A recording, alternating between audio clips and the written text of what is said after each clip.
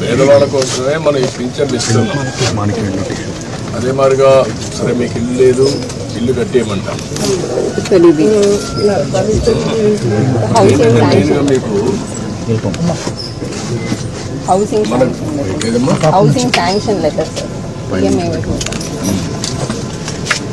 ఇప్పుడు ఇల్లు కూడా ఒకటి శాంక్షన్ చేస్తున్నారు, కట్టిస్తారు. ఆయన పాములు సార్ ఆయన పేరు మీద వచ్చింది.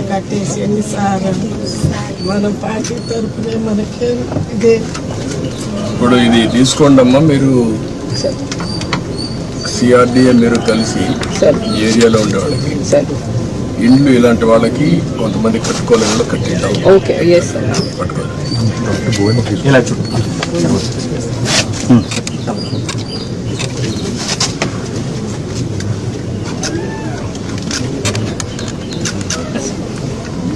మనకి డీటెయిల్స్ ఏంటనేది so this is basically beneficiary lead construction sir. But మీరు అన్నట్టు ఇంకా వాళ్ళు కట్టలేకపోతే మనం పాలసీ ద్వారా ఇంకెవరి ద్వారా అటాచ్ చేసి చేయాలి సార్. 1.8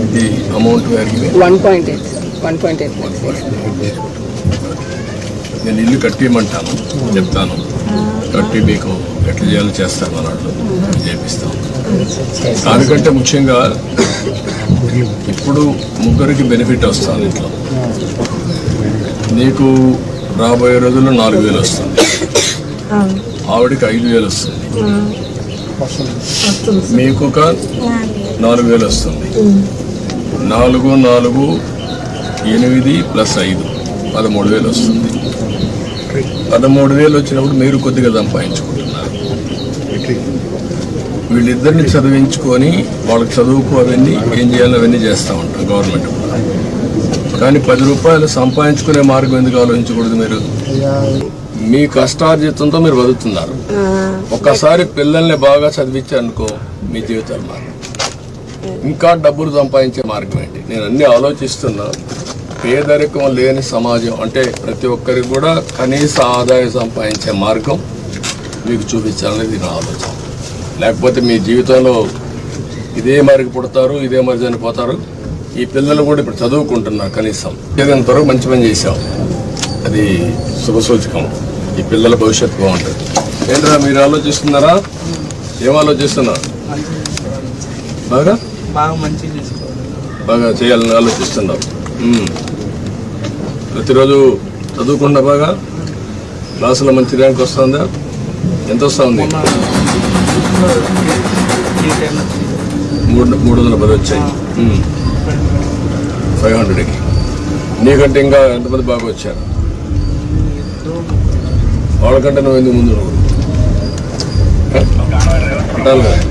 నువ్వేంట్రా? 7th క్లాస్లో కామన్ ఎగ్జామ్ అయింది కదా, అయిందా? అప్పుడు ఎంత వచ్చాయి మార్క్? 80 100కి 80 వచ్చాయి. నీకంటే ఎక్కువ వరకు వచ్చారు. ఎవరు వాళ్ళు? ఇద్దరికి వచ్చింది. వాళ్ళకంటే ఎక్కువ నీకు ఎందుకు రావు? మీ అమ్మ కష్టపడతాను కదా, నీకోసమే కదా, కూలి పని చేసి చదివిస్తాను కదా, నువ్వు కూడా పట్టుదల చదవాలి కదా. ఓకే, చదువుకోండి బాగా, రేపు వస్తారు. నేను అన్నీ ఆలోచిస్తాను. ఆలోచించి మిమ్మల్ని ఎట్లా ఆర్థికంగా పైకి తేవాలి. ఇప్పుడు గవర్నమెంట్ ఇచ్చే సహాయం ఇస్తూనే మీరు 10 రూపాయలు అదనంగా సంపాదించుకొని ఖర్చు తగ్గించుకొని భవిష్యత్తుకు కూడా ఒక భరోసా ఉండేట్టుగా మీకు ఆలోచించేద్దాం. సరేనా?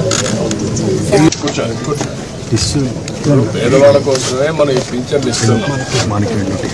అదే మాదిరిగా సరే మీకు ఇల్లు లేదు, ఇల్లు కట్టేయమంటాం. మీకు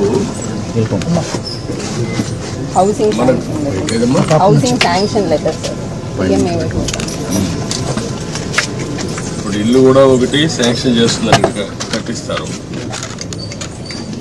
ఆయన పాములు సార్ ఆయన పేరు మీద వచ్చింది.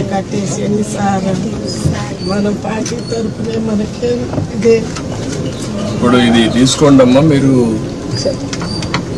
సిఆర్డిఏ మీరు కలిసి ఏరియాలో ఉండే వాళ్ళకి ఇండ్లు ఇలాంటి వాళ్ళకి కొంతమంది కట్టుకోలేని కట్టిద్దాం. పట్టుకోవాలి.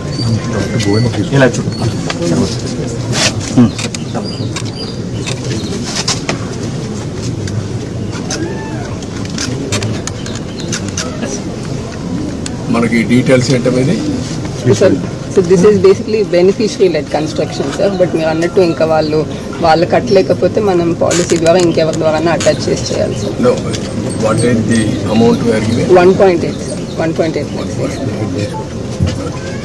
నేను ఇల్లు కట్టిమంటాను, చెప్తాను, కట్టి మీకు ఎట్లా చేయాలో చేస్తాను అన్నట్లు చేపిస్తాం.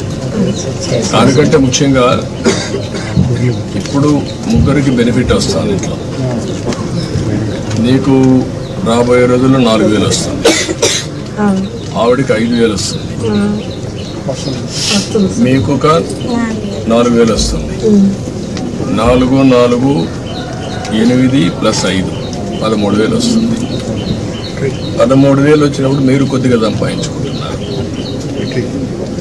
వీళ్ళిద్దరిని చదివించుకొని వాళ్ళకి చదువుకు అవన్నీ ఏం చేయాలో అవన్నీ చేస్తూ ఉంటాం గవర్నమెంట్. కానీ 10 రూపాయలు సంపాదించుకునే మార్గం ఎందుకు ఆలోచించకూడదు? మీరు మీ కష్టార్జితంతో మీరు బతుకుతున్నారు. ఒక్కసారి పిల్లల్ని బాగా చదివించారనుకో మీ జీవితాలు మారు. ఇంకా డబ్బులు సంపాదించే మార్గం ఏంటి? నేను అన్ని ఆలోచిస్తున్నా. పేదరికం లేని సమాజం అంటే ప్రతి ఒక్కరికి కూడా కనీస ఆదాయం సంపాదించే మార్గం మీకు చూపించాలనేది నా ఆలోచన.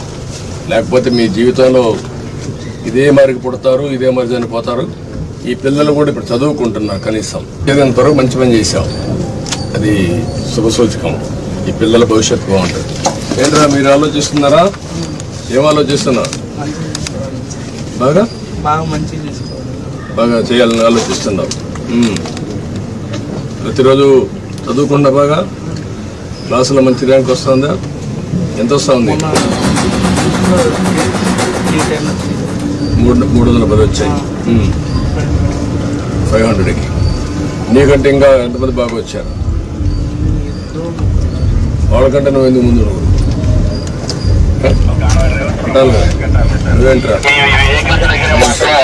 7th క్లాస్లో కామన్ ఎగ్జామ్ అయింది కదా, అయిందా? అప్పుడు ఎంత వచ్చాయి మార్క్? 80 100కి 80 వచ్చాయి. నీకంటే ఎక్కువ వరకు వచ్చింది. ఎవరు వాళ్ళు? ఇద్దరికి వచ్చింది. వాళ్ళకంటే ఎక్కువ నీకు ఎందుకు రావు? మీ అమ్మ కష్టపడతాను కదా, నీకోసమే కదా, కూలి పని చేసి చదివిస్తాను కదా, నువ్వు కూడా పట్టుదల చదవాలి కదా. ఓకే, చదువుకొని బాగా పైకి వస్తారు. నేను అన్నీ ఆలోచిస్తాను. ఆలోచించి మిమ్మల్ని ఎట్లా ఆర్థికంగా పైకి తేవాలి. ఇప్పుడు గవర్నమెంట్ ఇచ్చే సహాయం ఇస్తూనే మీరు 10 రూపాయలు అదనంగా సంపాదించుకొని ఖర్చు తగ్గించుకొని భవిష్యత్తుకు కూడా ఒక భరోసా ఉండేట్టుగా ఆలోచించేద్దాం. సరేనా? ఇమ్మీడియట్గా చేస్తాను. నేను చెప్పాను కదా, అయిపోతుందండి.